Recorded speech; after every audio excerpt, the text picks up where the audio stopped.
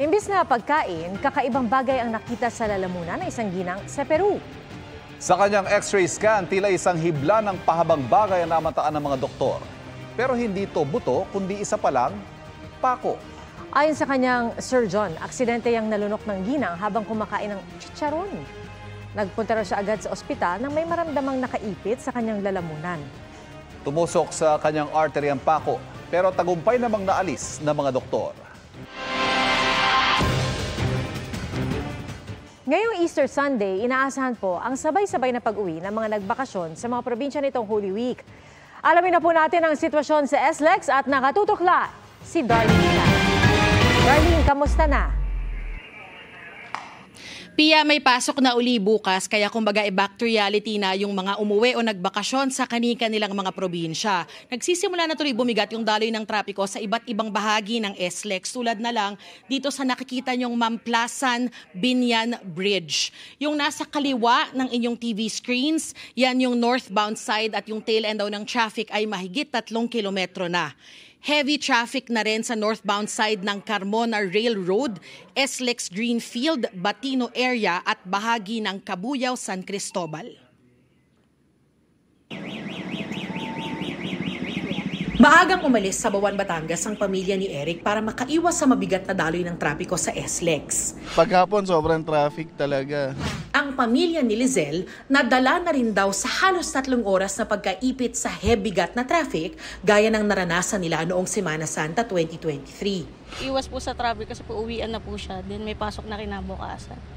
Mula umaga hanggang tanghali kanina, maluwag ang parehong north at southbound ng SLEX. Pero nagsimulang bumigat ang daloy ng trapiko pasado 2:00 ng hapon sa northbound side sa bandang Calamba, Laguna. May minor vehicular accident kasi kung saan 2 sasakyan ang nagkagit-gitan.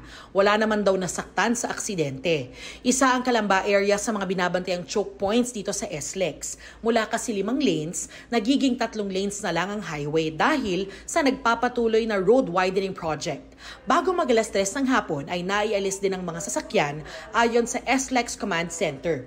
Mula 3:00 ng hapon, nagsimula na rin kumapal ang volume ng mga sasakyan sa northbound sa Susana Heights, kaya mabagal ang takbo ng mga motorista. Dahil pa rin sa mas maraming motorista, kaya mabagal ang trapiko sa bahagi ng Santo Tomas, Batangas northbound. Yan naman ang mga sasakyang lumabas sa Star Tollway. Pia, ayon dito sa SLEX Command Center, nasa 400,000 na mga motorista yung sabay-sabay daraan dito sa NLEX o SLEX ngayong araw at yung kasagsagan ng heavy traffic situation baka raw umabot hanggang 8 or 9 p.m. mamaya. Yan yung latest mula rito sa SLEX. Balik sa inyo, Pia. Maraming salamat, Darlene Kai. Tumambad sa aerial inspection ng Philippine Coast Guard ang dami ng mga kababayan nating nag-enjoy sa dagat bago umuwi mula sa bakasyon itong Semana Santa. Nakatutok si Emil Sumangil.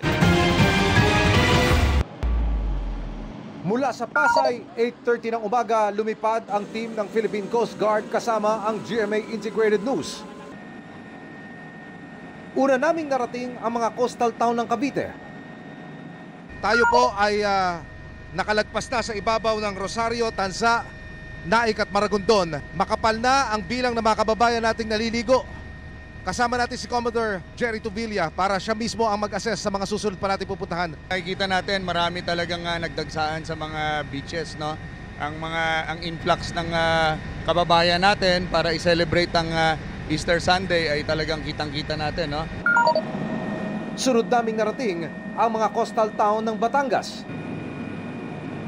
Sa tinaguriang balsakan sa Kalatagan at sa Little Boracay, nagsisiksikan sa dagat ang mga balsa. Kita ang dami ng mga tao sa baybayin, pati mga dive resort sa Anilao. Pero sa Mindoro, partikular sa White Beach, sa Puerto Galera, wala nang masyadong tao. Nakamatsyag sa laot ang BRP Boracay. Ininspeksyon ng Coast Guard ng Calapan Port. Dito namin narinig ang reklamo ng ilang kababayan. Okay naman po ang aming kawan. Presko, mainit. Ano, may reklamo? Mainit po. My concern is we have an infant, pero it seems na ang priority po nila is yung may mga online booking. Hindi namin alam anong oras kami makakabili. Dati po hindi ganun. Yung aircon is hindi gumagana. Tugon ng port manager, ifo-full blast daw nila ang air conditioning system at paghahandaan ng buhos pa ng mga tao. Marami po kaming inihandang canopies doon sa labas para pagpasok ng mga pasahero meron silang bubong at malamig. Patuloy raw na magmamonitor ang Coast Guard sa mga susunod na araw. Even after ng natin, heightened alert pa rin naman yan until such time na i-direct kami ng headquarters. Para sa GMA Integrated News, Emil Sumangil, nakatutok, 24 oras. Mga kapuso, patuloy na tumutok sa mga balita. Mag-subscribe sa GMA Integrated News sa YouTube. Sa mga kapuso abroad, samahan nyo kami sa GMA Pinoy TV at www.gmanews.tv.